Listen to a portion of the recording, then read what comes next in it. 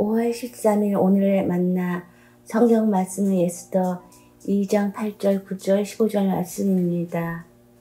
왕이 내린 명령과 조서가 공포되니 관리들은 처녀를 많이 뽑아서 도성수선으로 보내고 헤게가 그들을 맡아 돌보았다.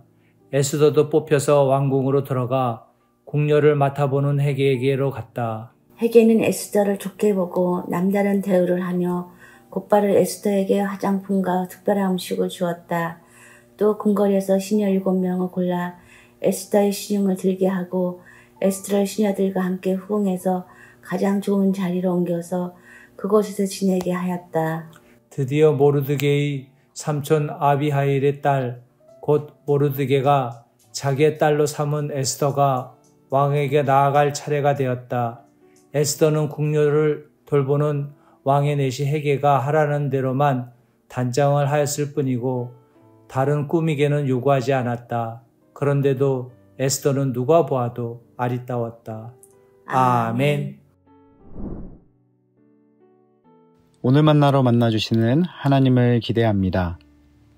에스라서와 느헤미야서가 포로 후 귀환한 남은 자에 대한 하나님의 마음을 기록한 책이라면 에스더서는 귀환하지 않는 자들에 대한 하나님의 마음을 기록한 책입니다. 특이한 점은 에스더서는 하나님이란 말이 전혀 나오지 않는 책이라는 것입니다.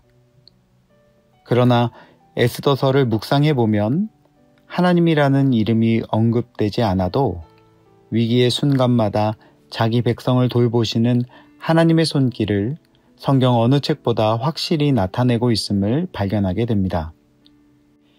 오늘 함께 읽은 본문에도 그 보이지 않는 하나님의 손길을 발견하게 되는데요.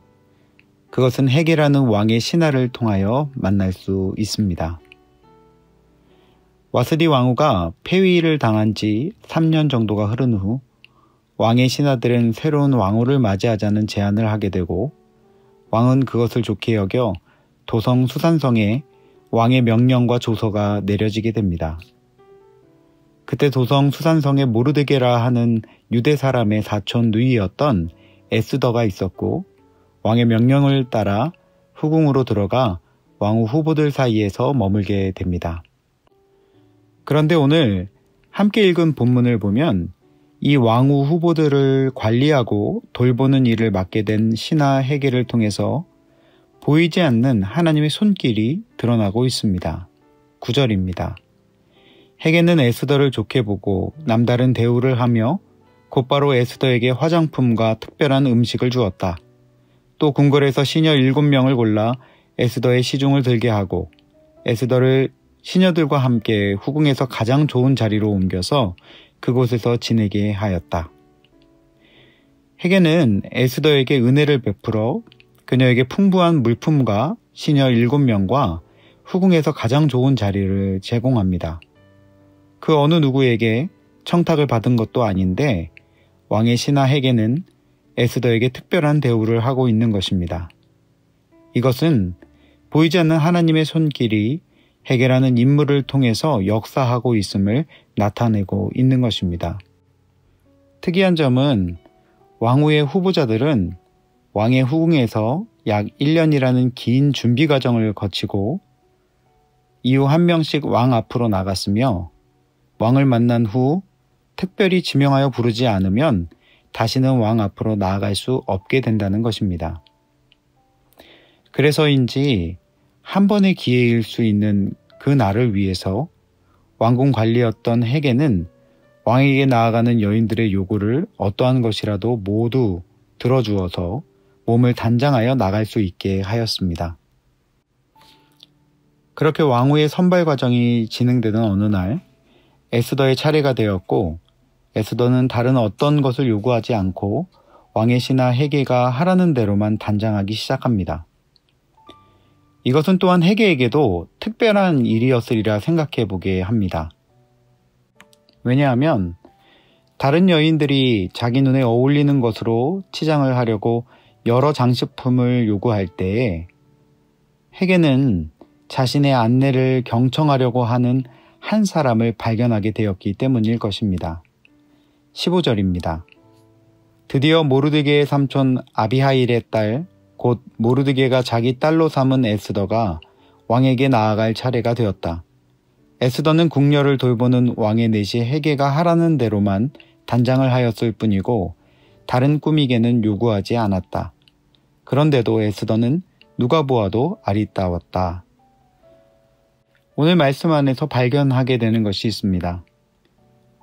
그것은 에스더가 왕의 신하인 헤게에게 은혜를 입어 후궁 중에서도 가장 좋은 자리에서 여러 도움을 받게 하심도 하나님의 인도하심이었지만 동시에 왕의 신하 헤게의 눈을 여셔서 에스더의 경청하며 순종하는 태도를 발견하게 하시고 그에게 가장 필요한 조언들을 하게 하심도 하나님의 인도하심이었다는 것을 발견하게 되는 것입니다. 그렇습니다. 하나님은 오늘도 우리의 삶에서 일하시는 분이십니다. 보이지 않고 들려지지 않는 것 같아 보여도 우리에게 선하심으로 말씀하시고 인도하고 계십니다.